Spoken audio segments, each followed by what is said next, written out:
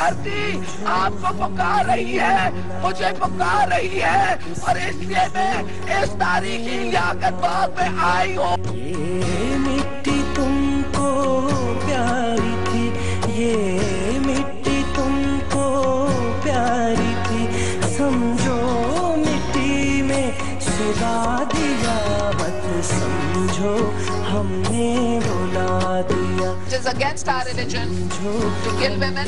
बुला दिया।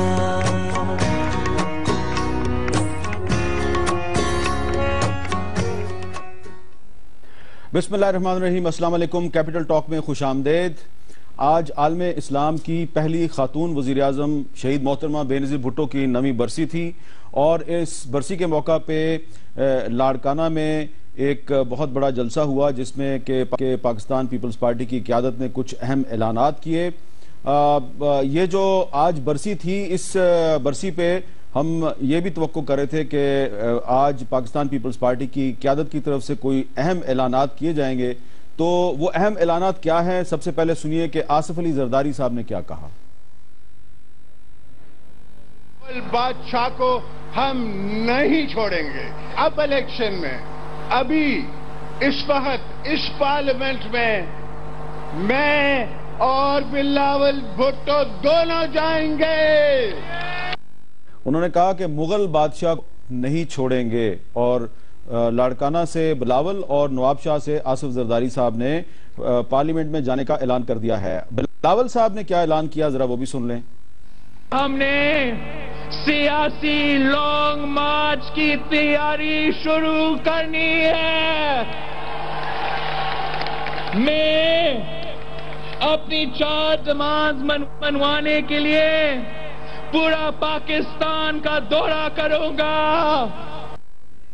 और शहीद मोहतरमा बेनज़ीर भुट्टो का जो मुकदमा कत्ल है वो कहां पे खड़ा है, ये एक बहुत ही अहम सवाल है जिसका कि ज्यादा जिक्र नहीं हुआ आज जो लाड़काना में जलसा हुआ।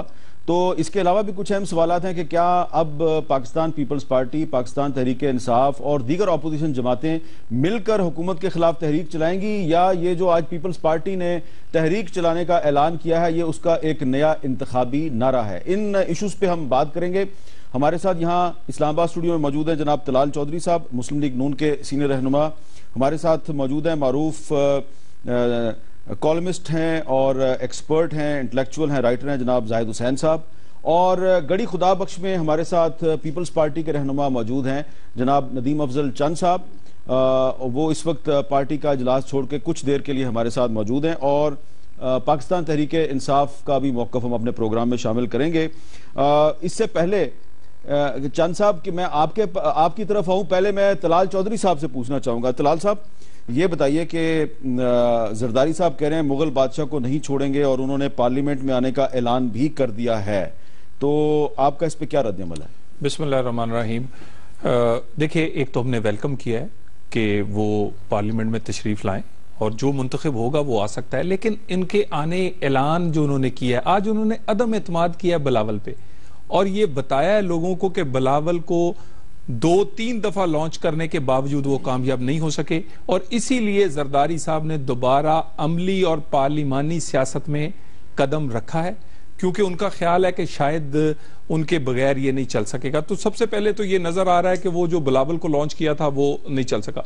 बाकी पार्लियामेंट के अंदर आए, वो अच्छी हुकूमत नहीं कर सके थे 2008 से 2013 के दरमियान। शायद अच्छी अपोजिशन कर लें, लेकिन हम समझते हैं कि तनकीद के साथ वो तारीफ भी करेंगे, और कौमी मामलात में जहां पर जरूरी होती है, हमारी जात के लिए नहीं, पार्टी के लिए नहीं, कौमी मामलात में वो CPEC है, दहशतगर्दी की जंग है, पाकिस्तान की फॉरेन पॉलिसी है, इंटरनल सिक्योरिटी के बहुत सारे मसाइल है, वहां पर वो हमसे तावन भी करेंगे। अच्छा, अब नदीम अफजल चंद साहब से बात करते हैं। नदीम अफजल चंद साहब, क्या ये तलाल चौधरी साहब का कहना दुरुस्त है कि जरदारी साहब का पार्लियामेंट में आने का ऐलान दरअसल बिलावल पर अदम एतमाद का इजहार है? देखिए, सबसे पहले तो ये खुश थे कि जरदारी साहब आज स्पीच करेंगे, तो शायद वो इनके लिए कोई अच्छा ऐलान होगा, लेकिन ये शहजादा सलीम और मुगल आजम की हिस्ट्री जरा पढ़ लें कि उनकी क्या थी। और बाकी रहेगी बात, चेयरमैन बिलावल भुट्टो ही है इस पार्टी के, वो तो को चेयरमैन है। और चेयरमैन बिलावल ने ये भी बनाई है जितनी बनाई है, और चेयरमैन बिलावल ही जो फैसले करेंगे वही फैसले होंगे। और आसिफ अली जरदारी साहब का एक रोल जो है वो को चेयरमैन का और एक्स प्रेसिडेंट ऑफ पाकिस्तान है, इस मुल्क में तजर्बाकार सियासतदान का जो विजनरी, जो उन्होंने आज पॉइंट आउट की है चीजें, ईरान गैस पाइपलाइन या टेररिज्म के ऊपर या बैंकिंग के ऊपर, इकोनॉमिक सेक्टर के ऊपर, ये CPEC के ऊपर, ये सारी चीजें, ये वो इश्यूज है जो उन्होंने अपने हाथों से किए, जो विजन देकर गए। और फिर उन्होंने कहा कि आपने मेरी जमहूरियत खराब की। हमने आज भी जमहूरियत को ओन किया है, हमने आज भी, और इनको तो शुक्रिया अदा करना चाहिए कि हमने इनको एक और मौका दिया है कि जमहूरियत के अंदर आ जाए और जमहूरी अपना रवैया जमहूरी करें, शहजादा सलीम और मुगल आजम वाली सोच छोड़ें। और आज इनके लिए बड़ा मायूसी का दिन था। इनका शायद ये था कि आसिफ अली जरदारी साहब आज तकरीर करेंगे, कदम बढ़ाओ नवाज शरीफ, मैं तेरे साथ हूँ। इनको ये सुन रहे थे, ये सुनना चाहते थे, लेकिन इन्होंने सुना कि जो बिलावल साहब ने कहा कि हम लॉन्ग मार्च, धरने, तहरीक, स्ट्रीट्स में जाएंगे, गली में जाएंगे, और वही उन्होंने भी कहा कि हम अब शहजादा सलीम और मुगल आजम का बदौर वो सेम पिच पे थे, कोई ऐसी बात नहीं। और बाकी बाप बेटा अगर देखे मियाँ शरीफ का रोल रहा है सियासत में, तो मियाँ साहब भी पता है आर्मी चीफ लगवाने तक के मशवरे देते थे। तो आसिफ अली जरदारी तो एक्स प्रेसिडेंट ऑफ पाकिस्तान है, उस पर इनको कोई इतराज नहीं होना चाहिए।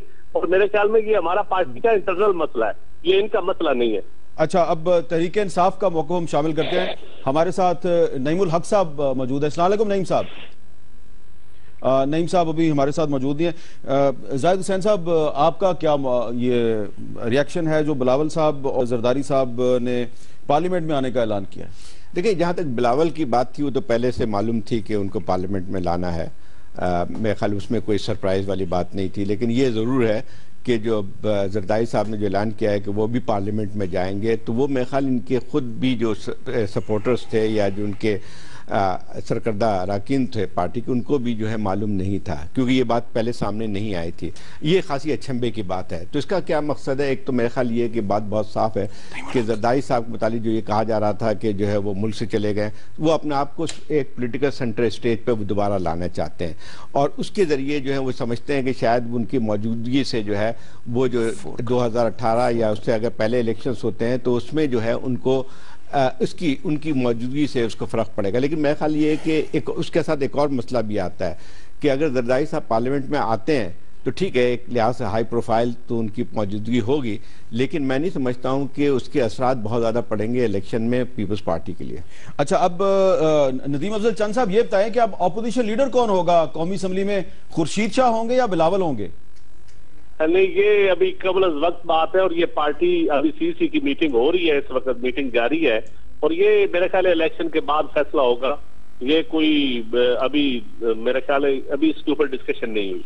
अच्छा, अब इसमें तलाल साहब ये बताएं कि कहीं ऐसा तो नहीं है कि अब डॉक्टर आसिम को रिलीज करके तो पीपल्स पार्टी के साथ को डील करने की कोशिश की जाएगी? देखिए, एक तो कोई ऐसी चीज हमारे पास ना देने के लिए है, और ना हम समझते हैं कि ये हमारी जिम्मेदारी में है कि हम कोई ऐसा गैर कानूनी या कोई ऐसी कॉम्प्रोमाइज करें, पॉलिटिकल कॉम्प्रोमाइज, एडमिनिस्ट्रेटिव कॉम्प्रोमाइज, जैसा कि पुराने अदवार में होते रहे। और आपने देखा कराची की सूरत हाल क्या है और कैसा वहां बदमनी रही, क्योंकि वहां भी इस तरह के कॉम्प्रोमाइज होते रहे। एक तो उसका फैसला अदालत करेगी जो भी उनका मुस्तकबिल होगा। दूसरी बात, देखिए, ये बार बार कह रहे हैं कि हम आएंगे तो पता नहीं क्या फर्क आ जाएगा। जब जरदारी साहब वापस आएंगे तो लोगों को पुराना दौर भी याद आएगा, वो लोड शेडिंग के 20-20 घंटे याद आएंगे, वो उसके बाद दहशतगर्दी की सूरत हाल क्या थी, उस वक्त बैड गवर्नेंस के वो जो बेशुमार हाजियों से लेकर दूसरे स्कैंडल, वो भी चीजें बड़ी साथ लेकर आएंगे। ये बैगेज है इनका। 18वीं तरमीम याद नहीं आएगी जिसके तहत नवाज शरीफ साहब को तीसरी दफा वजीर आज़म बनने पर पाबंदी खत्म की गई? मैंने आपसे हामिद मीर साहब कहा है कि अभी भी जो कौमी मामलात हैं, मैंने नहीं कहा कि भी CPEC पे हमने सब अपोजिशन की मदद ली क्योंकि ये कौमी मामला है, इसी तरह 21वीं 22वीं तरमीम पर ली, इसी तरह हमने भी फिर 18वीं तरमीम पर दी। और 18वीं तरमीम सिर्फ अब ये ना समझे कि हमने ही सिर्फ कुछ लिया है, हमने कॉम्प्रोमाइज सारी। जी चंद साहब, देखिए, दो चीजें। एक तो तलाल भाई, इनके लोग कह रहे थे, इनकी गालबन बयान था कि आसिफ अली जरदारी ट्रांजिट पे आए हैं, तो जब इलेक्शन लड़ने का ऐलान हो गया तो ट्रांजिट को पता चल गया कि इनका ट्रांजिट शुरू होने वाला है। दूसरा, ये जो कहते हैं ना कि लोगों को हमारे दौर में 8 रुपए बिजली थी, अब 16 रुपए लोगों को ये भी याद आएगा। लोगों को महंगाई कंप्रोमाइज, जिस तरह मुशर्रफ को उन्होंने भेजा है ये कंप्रोमाइज होता है। जिस तरह क्यानी के साथ कंप्रोमाइज करके इफ्तिखार चौधरी को सदर बनाने का वादा करके, और ये कंप्रोमाइजेज होते हैं। कंप्रोमाइजेज इस हिस्ट्री में बहुत सारे लोगों ने किए हैं, आपको भी पता है। और इस मुल्क में जमहूरियत इतनी मजबूत नहीं हुई। कंप्रोमाइजेज तो तलाल भाई के साथ मैं डिबेट करने के लिए तैयार हूँ। कंप्रोमाइजेज भी अगर आप ज़ियाउल से लेके आज तक गिनेंगे तो वो भी अल्हम्दुलिल्लाह इनके बैंक ज्यादा होगा कंप्रोमाइजेज का। रहेगी बात हमारा कंप्रोमाइज करना होता तो ना हम शहीद भुट्टो से लेकर और आज इस बीबी का हम मना रहे हैं बरसी, अगर कंप्रोमाइज करना होता तो वो इस मुल्क में ना आती या 18 अक्टूबर के बाद वापस चली जाती। अच्छा, कंप्रोमाइज तो फिर चंद साहब, पैलेस भी कंप्रोमाइज का एक चंद साहब बिलावल साहब की तकरीर में यह भी जिक्र हुआ, बीबी के इंतकाम का जिक्र भी हुआ। बहुत से लोग आपसे ये जानना चाह रहे हैं कि आपकी हुकूमत 5 साल तक मरकज में इक्तदार में थी और 2008 से सिंध में इक्तदार में है, तो आपके दौरे इक्तदार में मोहतरमा बेनजीर भुट्टो का जो मुकदमा कत्ल है वो अपने अंजाम को क्यों नहीं पहुंचा? हामिद मीर साहब, अल्लाह आपको जिंदगी दे, आप फायर खा चुके हैं, आप बेहतर समझते हैं कि मोहतरमा बेनजीर भुट्टो के कातिल और वो सोच जिन्होंने शहीद वकार अली भुट्टो का, इस मुल्क में कोई इतना तकड़ा है कि उनका एहतसाब कर सके उस सोच का या उन कुब्तों का? कोई नहीं कर सकता। और ये तो मुशर्रफ को इन्होंने दिन दिहाड़े जाने की इजाजत दे दी, वो निकले अपने चक शहजाद से और इनका आइन, इनका शारा दस्तूर पे इनका वो किधर गया इनका वो मैनिफेस्टो, वो गाड़ी को नहीं, इनका मैनिफेस्टो तो गाड़ी को मोड़ के अदालत तक नहीं ला सका। जमहूरियत इतनी मजबूत है इस मुल्क में, आप छोड़े वो। अच्छा, मैं एक लाइन कह लूं जी, देखिए खुद ही कॉम्प्रोमाइज मान रहे हैं कि बेनजीर भुट्टो के कत्ल पे भी हमने कॉम्प्रोमाइज किया, हमने जरदारी साहब को गॉड ऑफ ऑनर दे के भी किया। देखिए ये इन्होंने कॉम्प्रोमाइज ना होते तो पाकिस्तान में लोड शेडिंग, पाकिस्तान में अमन, या कराची में आपकी बात में नहीं बोला, और ये जो कराची का अमन और दूसरी और गवर्नेंस जो 2008 से 2013 के दरमियान थी, गाली जमहूरियत को पड़नी शुरू हो गई थी कि लोग समझते थे कि इस तरह की जमहूरियत क्या करनी है जिसमें किसी गरीब आदमी का ना उसमें रोजगार हो, ना उसके घर लाइट जले, ना उसको अमन मिले। तो मेरा ख्याल है कि हमने चीजों को बेहतर किया। अच्छा, मैं जरा तहरीक इंसाफ का पॉइंट ऑफ व्यू ले लूं। आरिफ अलवी साहब तहरीक इंसाफ के सीनियर रहनुमा हमारे साथ। अस्सलाम वालेकुम आरिफ अलवी साहब। आरिफ अलवी साहब, ये जो आज लॉन्ग मार्च का ऐलान हुआ और तहरीक का ऐलान हुआ बिलावल भुट्टो जरदारी साहब की तरफ से, इस पर आपका क्या रद्द-ए-अमल है? तहरीक इंसाफ जो है क्या वो पीपल्स पार्टी के साथ मिलकर तहरीक चलाने के लिए तैयार है या दोनों अलग-अलग तहरीक चलाएंगे? जो मैंने अब तक सुना है, जो रिपोर्ट सुनी है, तो मैं नहीं समझता हूँ कि इन्होंने कोई तारीख भी दी है चलाने के एतबार से। हाँ। ये तो पिछली मरतबा रमजान में इन्होंने कहा था कि ईद पर शुरू करेंगे, फिर बकरीद पर, फिर कहा कि बकरीद पर शुरू करेंगे, फिर उसके बाद 27 दिसंबर दिया, और फिर इन्होंने अभी कोई ऐलान भी नहीं किया तारीख का। और इस एतबार से मेरा ख्याल से आज के जलसे के हवाले से मेरा ओपिनियन ये है कि खोदा पहाड़ निकला चूहा। हम तो बहुत कुछ एक्सपेक्ट कर रहे थे कि पीपल्स पार्टी बोल्ड स्टैंड लेगी पनामा पर भी, तो कोई ऐसा बोल्ड स्टैंड इमर्ज नहीं हुआ वहां से। अच्छा, आपका ख्याल है कि खोदा पहाड़ निकला चूहा? हाँ, मेरा ख्याल ये है कि जो तक अब मैंने सुना है, क्योंकि इन्होंने ऐलान भी किया कि बहुत बड़ा ऐलान हो रहा है, बहुत बड़ा ऐलान हो रहा है।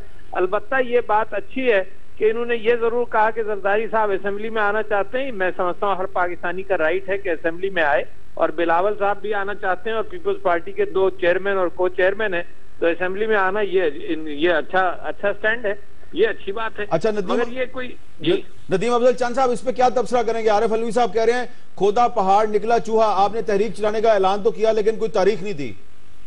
खोदा पहाड़ निकला चूहा ये ऐसे ही है कि जैसे अंपायर की उंगली से लेकर और सारा सफर था ना कि इतने बंदे लाएं और टॉपल कर लें। देखिए, हम अपोजिशन को साथ लेकर चलना चाहते हैं, हम अपोजिशन को साथ लेकर चलना चाहते हैं, और हमने तहरीक आप इसी महीने देखेंगे कि हम आपको ओकाड़ा में भी जलसा, जुलूस, रैलियां, अभी CC की मीटिंग हो रही है, तरीकाकार वहां डिस्कस हो रहा है। राइट इसी टाइम यहाँ यही चीजें डिस्कस हो रही है जो आरिफ अलवी साहब ने कहा है कि ये हम एक मशावरत से करते हैं ताकि कल को हमें अपना फैसला वापस ना लेना पड़े। अच्छा, और हमें चेयर प्रिंसिपली डिसाइड हो चुका है कि हमने इस गवर्नमेंट को टफ टाइम देना है। पनामा नंबर 1 इशू है, दहशतगर्दी नंबर 1 इशू है, PPAC नंबर 1 इशू है, छोटे सूबे बलोचिस्तान और जस्टिस फैज इसा कमीशन रिपोर्ट नंबर 1 इशू है, वो कला का कत्ल, उन लेफ्ट के मॉडरेट लोगों की सोच, उनके जबान बंद करना बलोचिस्तान में।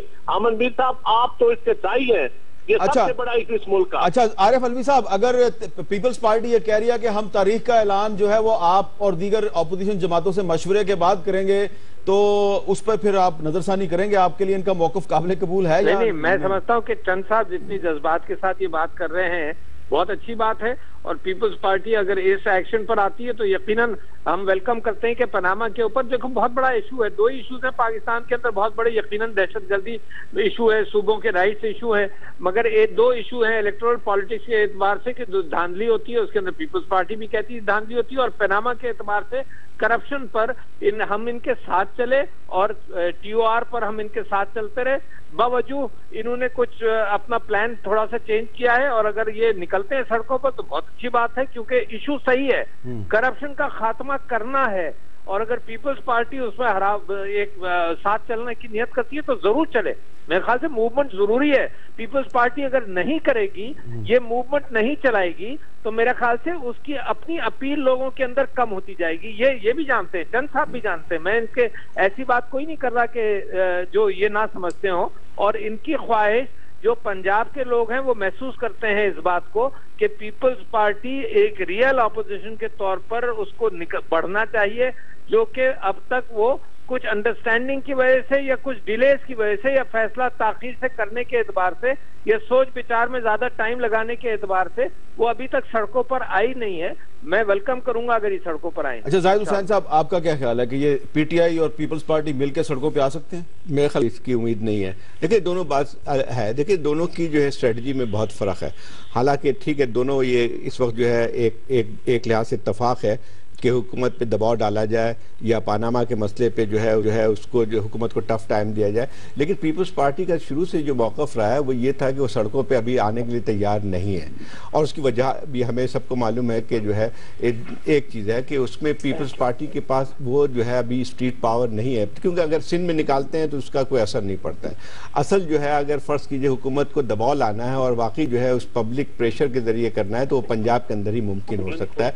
और मेरा ख्याल ये है कि फिलहाल पीपल्स पार्टी को भी पता है कि अपनी रीऑर्गेनाइजेशन की जो है एक सूरत हाल से जा रहे हैं, तो उस वक्त तो वो कभी एक कन्फ्रंटेशन लेने की मेरा ख्याल ये है कि उनके कभी भी नजर नहीं आई, सिवाय इसके कि बिलावल की कुछ तकारीर ऐसी मौजूद हैं जिसमें दमादम मस्कलंदर होगा, लेकिन मेरा ख्याल ये कभी भी पीपल्स पार्टी ने ये नहीं कहा था कि वो जो है हुकूमत के साथ कन्फ्रंटेशन लेंगे। 2 अलग अलग फर्क होता है कि एक तो हुकूमत पर दबाव, ठीक है, एक जमहूरी तर्ज एक हकीकत है जिसपे सबको करना चाहिए, लेकिन ये बात तो मेरे ख्याल पीपल्स पार्टी के एजेंडे में कभी थी नहीं कि जो है कोई कन्फ्रंटेशन की ऐसी सूरत लाई जाए जहां पे हुकूमत को जो है जहां सड़क की या सड़कों की ताकत के जरिए जो है उसको मजबूर किया जाए। पीपल्स देखिए, लेकिन ये भी बड़ी बात होगी कि अगर फर्ज कीजिए एक बात पे अगर PTI और पीपल्स पार्टी मुत्तफिक है कि कुछ ऐसे मसाइल हैं जिसमें ज्वाइंटली उठाया जा सकता है तो उसकी नौयत शायद मुख्तलिफ बन के आ सकती है, लेकिन मुझे नहीं लगता है कि PTI और पीपल्स पार्टी के अंदर कोई बहुत ज़्यादा जो है कोई एक लिहाज से जिसको कहते हैं कि एक ही प्लेटफॉर्म पे आगे जदोजहद मुझे नहीं लगता है कि हो सकती है। जी, अब मेरे साथ तलाल चौधरी साहब बैठे हैं, लेकिन इसका जवाब तो चंद साहब आपको देना है कि आप देखिए 2 चीजें जो है ना, एक बड़ा मैं आरिफ अलवी साहब यकीनन उन लोगों में से नहीं है, एक लोग है में जो मैं समझता हूँ कि जो नून लीग के प्लांटेड है और कुछ जनरल शुजा पाशा के माइंड सेट के प्लांटेड है। अच्छा। वो लोग कभी भी पीपल्स पार्टी को और PTI को एक पिच पे नहीं आने देंगे, वो क्योंकि चाहते हैं कि ये हुकूमत चले, फिर हुकूमत को कोई टफ टाइम ना दिया जा सके।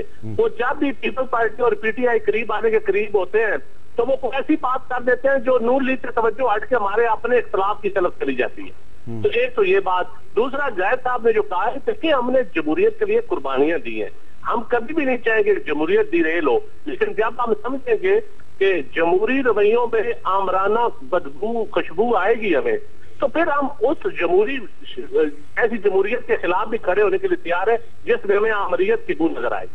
अच्छा, अब तलाल चौधरी साहब, अगर ये इकट्ठी हो जाती हैं दोनों पार्टियां, तरीके इंसाफ और पीपल्स पार्टी, और सड़कों पे आ जाते हैं, फिर क्या होगा? देखिए, एक तो दोनों के दरमियान रेस है कि अपोजिशन में आगे कौन निकलता है, यानी इन्हें भी पता है कि इनके हालातों वाकयात, इनकी कारकर्दगी और अवाम किस तरफ जा रहे हैं कि हुकूमत तो 2023 में 18 में भी बनती नजर नहीं आती, ये अब रेस लगा रहे हैं कि अपोजिशन में कौन है। और किसी वक्त देखिएगा कभी कभी चाचा भतीजा इकट्ठे भी हो जाया करेंगे, क्योंकि नून लीग का अकेले मुकाबला नहीं हो सकता। आप वो याद करें चाचा, और देखे ना 36 जिलों में इंतखाब हुआ, दोनों जमातों के पास ना एक जिला है ना एक शहर है। अब मुझे ये बताइए कि ख्वाहिशात इनकी हैं पाकिस्तान में हुक्मरानी करने की। नहीं, लेकिन वो एक सूबे की बात करें ना। मैं अभी देखे ना एक एग्जांपल, रीसेंट एग्जांपल दे रहा हूं, इससे पहले मैं कश्मीर की दे सकता हूं, इससे पहले मैं गिलगित की दे सकता हूं, इससे पहले मैं बाकी बाई इलेक्शंस की दे सकता हूं। तो जनाब गुजारिश ये है कि ये अपोजिशन लीडर बनने के लिए और अपोजिशन की बड़ी जमात बनने के लिए दोनों में रेस है, और अगर ये दोनों भी इकट्ठे हों तो हम मुकाबले को तैयार हैं, क्योंकि 2018 का इलेक्शन भी अल्लाह की मेहरबानी से कारकर्दगी की बुनियाद पर अकेले हम नून लीग लड़ेगी, नवाज शरीफ की सरबराही में लड़ेगी। जी चांद साहब, जी चांद साहब। भाई इफ्तिखार चौधरी साहब से पूछिए, यकीनन उस वक्त ये भी नून लीग में नहीं थे कि 2001 में कितनी लोकल पार्टी सीटें नून लीग के पास थी, 2005 में कितनी लोकल पार्टी सीटें नून का पंजाब में सफाया हो गया था, कोई बंदे ही नहीं था इनके पास। उस वक्त काफ लीग और मुशर्रफ लीग नजर आती थी, और इनमें से ठीक है बहुत सारे लोग डेपुटेशन पे आज नून लीग में आ गए, लेकिन मेरा मौकफ यह है कि वो आज भी नून लीग नहीं है, वो अपॉर्चुनिस्ट है। वो फिर जब कोई मुश्किल वक्त अल्लाह ना करे सियासी लोगों पे आए, उस तरह जिस तरह बेगम कलसूम नवाज ने देखा था, और फिर उनकी गाड़ी जिस तरह क्रेनों से उठाएगी, तो नीचे कोई बंदा नहीं था उस वक्त, सब काफ लीग थी।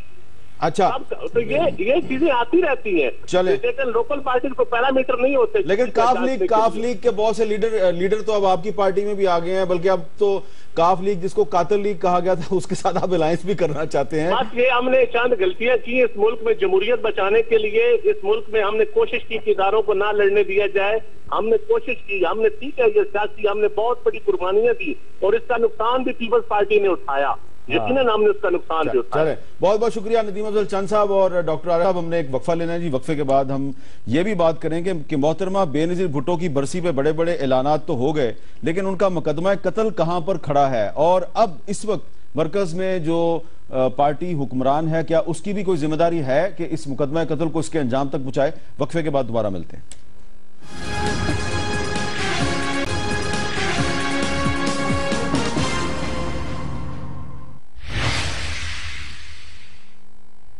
वक्फे के बाद गुफ्तगू में दोबारा खुशामदेद। ये तो हमने बात कर ली कि आसिफ जरदारी साहब और बिलावल साहब कौमी असम्बली में क्यों आ रहे हैं। अगर वो आएंगे तो फिर अपोजिशन लीडर खुर्शीद शाह साहब होंगे या बिलावल साहब होंगे, और अगर पीपल्स पार्टी ने तहरीक चलाई तो वो तहरीक इंसाफ के साथ मिलकर चला सकेगी या नहीं चला सकेगी। लेकिन आज 27 दिसंबर है, और 27 दिसंबर 2008 को मोहतरमा बेनजीर भुट्टो यहां से चंद किलोमीटर दूर लियाकत बाग रावलपिंडी में शहीद कर दी गई थी। उनका जो मुकदमा कत्ल है वो कहां पर खड़ा है, और पीपल्स पार्टी खुद भी 5 साल तक इक्तदार में रही, तो ये मुकदमा कत्ल जो है क्या ये डेड होने वाला है। अब जनवरी 2017 में इसकी हियरिंग दोबारा शुरू होने वाली, तो क्या होगा इस पे जाहिद साहब आपकी क्या टेक है कि ये किधर जाएगा ये सारा। देखिए बात यह है कि कोई हुकूमत जो है इस पे संजीदा नहीं है कि इस मुकदमे को जो है नतीजे तक पहुंचाया जा सके। पीपल्स पार्टी की जो आपने पहले बात की 5 साल तक हुकूमत थी, अगर वो चाहते तो इसको एक्सपेडाइट कर सकते थे, और मैं समझता हूं कि कोई इस पे वो बहाना नहीं चलता है कि जो है आप फलाना चीज़ थी और फलाना चीज़ नहीं थी। मसला ये था कि जो है जब आपके लॉ मिनिस्टर भी थे, आपके जो है वो अटॉर्नी जनरल भी थे, और ये तमाम लोग आपकी हुकूमत में थे, तो इससे बेहतर और क्या हो सकता था कि आप उसके केस को जो है सबसे ज़्यादा प्रायोरिटी देते और उसके बाद उसको हतमी नतीजे तक पहुंचा सकते थे। मेरा ख्याल ये कि हुआ ये है कि उनके जो है जो बीबी के जो है वो जो असैसिनेशन थी उसको सबने सियासी तौर पर इस्तेमाल करने की कोशिश की। उससे ज़्यादा कोई भी इस पे जो है संजीदा नहीं थी कि जो है उनके कातिलों तक पहुंचाया जाए, या जो है अगर कातिल पकड़े भी गए, मैं फ़र्ज़ कीजिए उनके पास जो है आपने अभी भी हम बात जो कर रहे थे कि 2 जो है मदरसा हक्कानिया के जो लोग थे वो लड़के हैं वो अभी तक इनके काबू में है। उसके अलावा जो है बहुत सारी ऐसी जो तहक़ीक़ात भी जो थी उसको क्यों नहीं पाया तकमील तक पहुँचाया गया। इस पर तो आपको सबसे ज़्यादा जो है इस पर तवज्जो देनी चाहिए थी। अब जो है मेरे ख्याल उसके 8 साल हो गए, 9 साल हो गए आज, और 9 साल में आप कहीं तक नहीं पहुंचे। 300 हेयरिंग हो चुकी हैं, और उसके बाद कितने जजेस तब्दील हो चुके हैं, और उसके बाद फिर जो एक लिहाज से विटनेसेस हैं वो कभी ये होते हैं, कभी दूसरे होते हैं। मैं ख्याल इस पे किसी को दिलचस्पी है ही नहीं। अच्छा, और ये बहुत बड़ा अलमिया है इस मुल्क के साथ। अच्छा, तलाल चौधरी साहब, मुझे याद है वो दिन जिस दिन मोहतरमा बेनज़ीर भुट्टो शहीद हुई थी, तो नवाज शरीफ साहब भी अस्पताल गए थे और उन्होंने भी बड़े अफसोस का इजहार किया था, और वो उन्होंने भी कहा था कि हम भी कातिलों को गिरफ्तार करने में मदद करेंगे। अब नवाज शरीफ साहब वजीर आजम हैं, पीपल्स पार्टी के साथ सियासी इख्तलाफ अपनी जगह पे, क्या आप समझते हैं कि आपकी हुकूमत अभी इस पोजीशन में है कि बेनज़ीर भुट्टो साहबा का जो मुकदमा कत्ल है उसको अंजाम तक पहुंचाए? देखिए, 5 साल के पिछले दौर में क्यों बेनज़ीर भुट्टो का जो मुकदमा था वो चालान भी मुकम्मल हो चुका, यानी इन्वेस्टिगेशन मुकम्मल हो चुकी, उनमें कौन मुल्ज़मान थे उनको आइडेंटिफाई किया जा चुका, कौन गिरफ्तार हैं, कौन ड्रोन हमले में मारे जा चुके हैं, कौन से मुल्ज़मान जिनमें जनरल मुशर्रफ भी हैं उनका रोल क्या है, और उसके साथ साथ जो गवाह हैं इनके और दूसरी चीज़ें, वो भी सारी चीज़ें मुतय्यन कर दी गई थी। अब हमारा हुकूमत का रोल इसमें सिवाय प्रोसिक्यूशन की मदद करना या प्रोसिक्यूशन के साथ जाना, अदरवाइज ये फैसला अदालत ने करना है और अदालत ही इसका फैसला कर सकती है। वो यकीनन जिस तरह का ये मुकदमा है, ये तो पाकिस्तान के लिए मजाक का बायस बनता है कि आप अपने साबिक वजीर आजम जो कि दहशतगर्दी का निशाना बनी है और जिनको बहुत सारे जिनके मुल्ज़मान जो हैं वो पता भी हैं उनके लवाहिकीन को, तो मेरा ख्याल है कि इसमें हमें ये सियासी इख्तलाफ छोड़ के हमें अपना जुडिशल सिस्टम, हमें अपना क्रिमिनल जस्टिस सिस्टम जो है इसे रिफॉर्म करने की जरूरत है। अगर बेनज़ीर भुट्टो को इंसाफ नहीं मिला तो आम आदमी के लिए इंसाफ के लिए मुश्किलात क्या होंगी, लेकिन इस मुकदमे में हमारी हुकूमत का रोल जो है वो कोई भी नहीं है, क्योंकि ये मुकदमा मैंने आपसे कहा कि चालान भी हो चुका, इन्वेस्टिगेट भी हो चुका, अदालत के सुपुर्द है, उसे जल्द फैसला होना चाहिए। फिर सवाल तो फिर उन्हीं से पूछना चाहिए ना कि जिनके दौर में बिल्कुल जो पीपल्स पार्टी प्रोसिक्यूटर तो सरकारी होते हैं ना। हाँ जी, वो तो फर्ज कीजिए कि अच्छा, उस पर बात करते हैं। रहमान मलिक साहब से बात करते हैं जो पीपल्स पार्टी के दौर में वजीर दाखिला थे और शहादत के वक्त मोहतरमा बेनज़ीर भुट्टो के साथ थे। रहमान मलिक साहब, अस्सलाम वालेकुम। मैं लंबा चौड़ा सवाल आपसे नहीं करना चाहता, मैं सिर्फ ये कहूंगा कि बिलावल भुट्टो जरदारी साहब कह रहे हैं जी कि उनकी वालदा को कत्ल किया गया, उनको अभी तक इंसाफ नहीं मिला, तो आप 5 साल तक वजीर दाखिला थे। सवाल मेरा आपसे यह है कि आप 5 साल में कुछ नहीं कर सके, इसकी क्या वजह, और इस वक्त बेनज़ीर भुट्टो साहबा का मुकदमा कत्ल कहां पर खड़ा है? हामिद मीर साहब, वालेकुम सलाम। आपने बड़ा इंपॉर्टेंट टॉपिक का छेड़ा है और मैं शुक्रगुजार हूं क्योंकि मुझे एक क्लैरिफिकेशन का, जो कि अवाम में एक मिसकंसेप्शन जो चल रहा है वो क्लियर होना चाहिए। जब मोहतरमा की असैसिनेशन हुई थी, आपको पता है हुकूमत किसी और की थी और जो सीन था उस वक्त वाकया उसको तो धो दिया गया, सिक्योरिटी इनएडिक्वेट थी जो कि देनी चाहिए थी, उस वक्त की हुकूमत ने नहीं दी, और जो दी गई उसमें से भी बहुत सी पर्सनल्स को निकाल के ले जाया गया किसी और वाकया के होने पर। तो बात यह है कि जो चीज़ हमें मिली उस वक्त एक डेड एंड था और उसको आगे कैसे चलते एविडेंस नहीं थी, और मर्डर केसेस ऐसे जो होते हैं आपको पता है उसमें मुश्किल होता है चीज़ को आगे ले जाना। तो हमने जो इन्वेस्टिगेशन के जितने भी अवेलेबल टूल्स थे, अवेलेबल इंफॉर्मेशन को लिया, और मैं ये वाज़ह करूं कि उस वक्त कुछ टेलीफोन इंस्ट्रूमेंट की EMI नंबर्स जो हैं वो हमारे नोटिस में आए और मैंने ये डायरेक्शन दी उस वक्त टीम्स को कि इसको आप ऑब्जर्वेशन पे लगा दें ताकि हम ये निकाल सकें कि कोई किसी किस्म का क्लू मिल सके। टू आवर गुड लक एक टेलीफोन जो कि बंद था उस पे सिम पड़ा और वो चला और वहां से हमारी शुरुआत हुई। और बैतुल्ला मसूद से लेकर उसके जितने हैंडलर थे, एग्जीक्यूटर थे, यहां तक कि जो उनको गाड़ी में लेके आए, वो जैसे गाड़ी में कैसे बिठाया, रास्ते में कहां ठहरा बिलाल और उसके साथी, और जब वो आके फाइनली खोड़ा खटक में रूम नंबर 79 में ठहरते हैं और उनको जन्नत में जाने से पहले जो एक दर्स दिया जाता है, कपड़ों की तैयारी होती है और जिस अंदाज से उनको तैयार किया जाता है वो 79 के कमरे में किया गया। और वहां के खोड़ा खटक के जो नाज़िम थे, जो एक उनके उस्ताद जिसे कहते वो थे, जो उसमें मौजूद थे, जिनका हमें नाम मिल गया और इस इन्वेस्टिगेशन से हमें पता चला। हमने उसको पकड़ने की कोशिश की, लेकिन जब हमने पूरा प्रेशर किया और हम बहुत करीब थे तो वो नौशहरा के करीब मुर्दा पाया गया और उसे मार दिया गया। बहरहाल हमने जो अरेस्ट की उसमें से अभी भी 7 लोग अंडर अरेस्ट हैं, 5 लोग बेल पे हैं, और इसमें जनरल मुशर्रफ को हमने खाना नंबर 2 में रखा, जो कि आपके सामने है। और ये जो एक इल्जाम आता है कि पाकिस्तान पीपल्स पार्टी की हुकूमत ने इसको कोल्ड स्टोरेज में डाल दिया, फॉर गॉड सेक ये हो ही नहीं सकता था कि हमारी अपनी लीडर शहीद हुई हों, हमारी हुकूमत, और हम कोई उसके लिए कोशिश नहीं करेंगे। हमने कोशिश नहीं, कोशिश से बढ़ के की।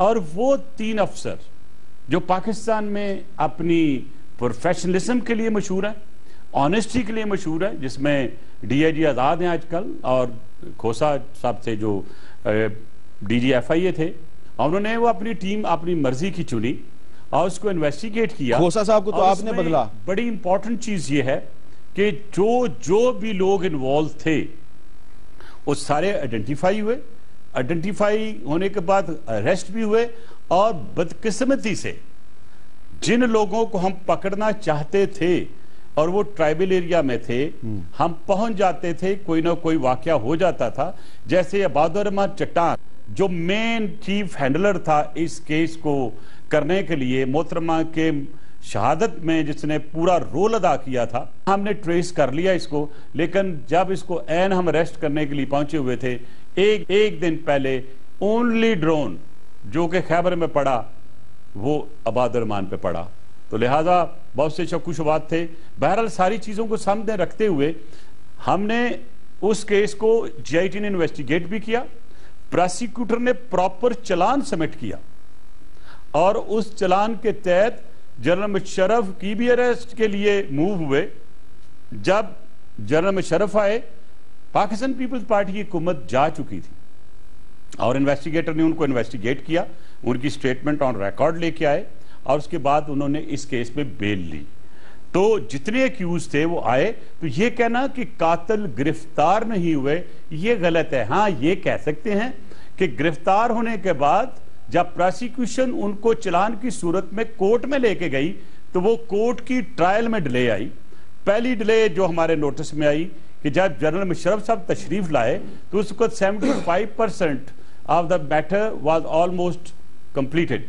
लेकिन जब वापस आए तो कोर्ट ने फैसला किया कि हम दोबारा रीट्रायल करेंगे राइट फ्रॉम द बिगिनिंग, क्योंकि एक एक्यूज अभी पेश हो गया। तो उसके बाद ये दोबारा ट्रायल शुरू हुई, लेकिन ट्रायल इस अंदाज से हुई जिस अंदाज से ये डिले कराती गई। और सबसे बड़ी डिले हुई कि जो चौधरी जुल्फकार, जो उसका प्रोसिक्यूटर था, मेन प्रोसिक्यूटर था, केस को समझता था, और उसको धमकियां आती थी कि भाई हम तुम्हें मार देंगे, तुम केस से लैदा हो जाओ। अब क्वेश्चन राइजेस कि वो धमकियां कहां से आनी शुरू हुई हमारे जाने के बाद, ये तो हुकूमत ये बता सकती है, क्योंकि वो जो उनका मर्डर हुआ हमारे जाने के बाद हुआ।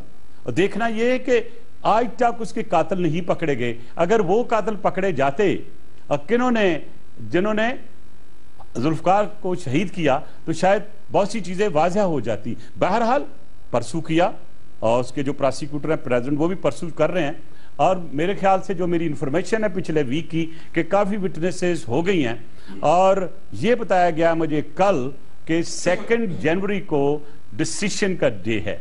अब मैं ज्यादा इसमें इसलिए नहीं कहना चाहता क्योंकि matter is sub judice in the court of law. Despite our best effort, Hamid Mir साहब, हम इसको ट्रायल को फास्ट ना करा सके। और मैं समझता हूं कि बिलावल भुट्टो जरदारी साहब 100% राइट है ये कहने में, हक बजाने में, कि अगर एक चेयरमैन पाकिस्तान पीपल्स पार्टी को इंसाफ नहीं मिला, उनकी वालदा की शहादत का, उनकी फैमिली को इंसाफ नहीं मिला, एक आम आदमी को क्या इंसाफ? अच्छा रहमान, बहुत बहुत शुक्रिया आपका। यहाँ पे एक सवाल ये है कि अगर परवेज मुशर्रफ साहब पाकिस्तान से बाहर हैं और वो वापस नहीं आते, तो फिर तो ये केस आगे नहीं बढ़ेगा, क्योंकि जो सेक्शन 342 है CRPC का, उसके मुताबिक तो जो भी नामजद मुल्जिम है उसका यहाँ पे होना जरूरी है, उसका जरूरी है बयान रिकॉर्ड करना। तो मुशर्रफ साहब तो है नहीं, तो केस किस तरह आगे बढ़ेगा? देखिए, ये तो खुद अभी रहमान मलिक साहब कह रहे थे कि इनके दौर में तो उनसे बयान भी नहीं लिया गया था। इसी दौर में जब वो वापस आए हैं तो उनका बयान भी हुआ, फिर उसके बाद उन्हें पेश भी होना पड़ा, वो जमानत भी करवाई। देखिए, कोर्ट के पास एक इख्तियार है कि वो उनके रेड वारंट भी जारी कर सकते हैं। ठीक है, तो अगर कोर्ट ये करता है तो हुकूमत बिल्कुल उस पर इंप्लीमेंट करेगी, और ये बहुत बड़ी बात कर दी है जी तलाल चौधरी साहब ने कि अगर कोर्ट रेड वारंट जारी करती है तो नवाज शरीफ साहब की हुकूमत उस पर अमल दरामद करेगी। एक वक्फे का टाइम हो गया, वक्फे के बाद दोबारा मिलते हैं।